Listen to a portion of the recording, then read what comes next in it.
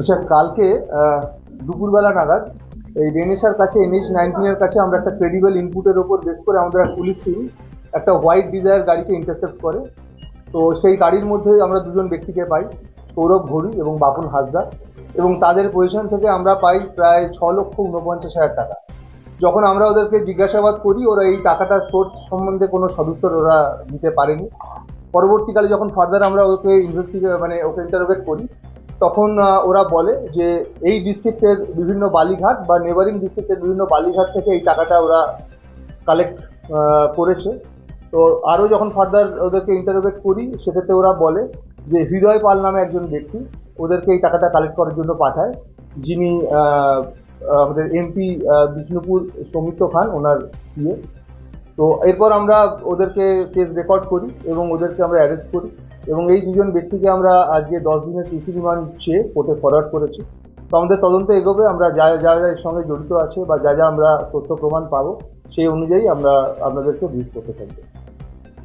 এই যে বালিঘাটে থেকে টাকা নিতে চোরাবালিতে আছে, সেটা আমাদেরকে আমরা তদন্ত খতিয়ে দেখছি। যারা যারা এদেরকে যদি কেউ টাকা দিয়েওছে, আমরা তাদেরকেও আমাদের পরবর্তী ইনভেস্টিগেশন যত এগোবে তাদেরকেও আমরা জিজ্ঞাসাবাদ করব, এবং দেখা যাক তাদের স্টেটমেন্টে কি পাওয়া যাচ্ছে, সেই অনুযায়ী আমরা আমাদের তদন্ত এগোবো। এটা কি পাওয়া যাচ্ছে যে হৃদয় পাল আপনি বলছিলেন যে সৌমিত্র খান তারপরে প্রিয় সৌমিত্র খান কোনো রকম নির্দেশিত কোনো পাওয়া যাচ্ছে? যারা যারা এই তদন্ত একদম প্রাথমিক স্তরে আছে, যারা যারা এই ঘটনার সঙ্গে যুক্ত আছে বা জড়িত আছে বা যা আছে, আমরা খতিয়ে দেখছি, এবং যদি কেউ জড়িত থাকে আমরা সবার এগেনস্টে লিগ্যাল অ্যাকশন নেব। কত টাকার মতো পাওয়া? 6,49,000 টাকা। আগে ছিল বলা হয়েছে কি কেস ছিল? আমি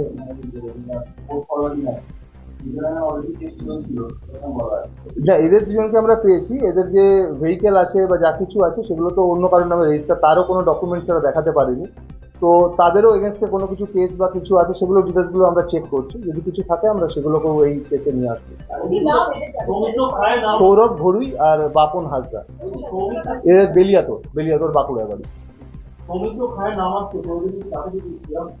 আমরা বললাম আপনাদেরকে যে আমাদের কেসটা খুব প্রাথমিক স্তরে আছে, তদন্ত প্রাথমিক স্তরে আছে। যারা যারা এই কেসের সঙ্গে জড়িত আছে বা যুক্ত আছে, যাদের ইনভলভমেন্ট আমরা পাবো, আমরা প্রত্যেকের এগেনস্টেই আমরা লিগ্যাল প্রসিডিউর যাদের আগে আমরা সেগুলো সমস্ত কিছু খতিয়ে দেখছি, এদের কি অ্যান্টিসিডেন্ট আছে। কোন কোন বালিকাদের কোনো নির্দিষ্ট সেগুলো তো আমরা সেটাই আমরা সেজন্যই PC চেয়েছি। এদের কাছ থেকে জিজ্ঞেস করবো কোথেকে এরা টাকা পেয়েছে, কারা আছে, কোন জায়গার আছে, তারা কিভাবে পেলো। আমরা সেই মালিক না, আমরা এখনো অব্দি তো সেটা পাইনি, কিন্তু যদি আমরা তদন্ত এগোচ্ছি এখন সবাই জানতে পারবো। যদি আমাদের কেউ জানায় আমরা অবশ্যই সেগুলোকে তদন্তে নিয়ে আসবো। বিভিন্ন জেলা রয়েছে, নেবারিং ডিস্ট্রিক্টও রয়েছে, যা ওরা জানিয়েছে এখন অব্দি। আমাদের কাছে ক্রেডিবল ইনপুট থাকে, টেকনিক্যাল ইনপুটস তো থাকে, আমাদের কাছে ফিজিক্যাল সোর্স থাকে, আমরা তার মাধ্যমে জানি।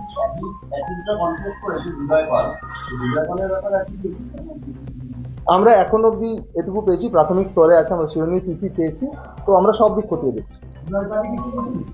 এখন অব্দি এরা বলছে যে হৃদয় পালি এদের পাঠিয়েছে, তো আমরা খতিয়ে দেখছি বিষয়টা।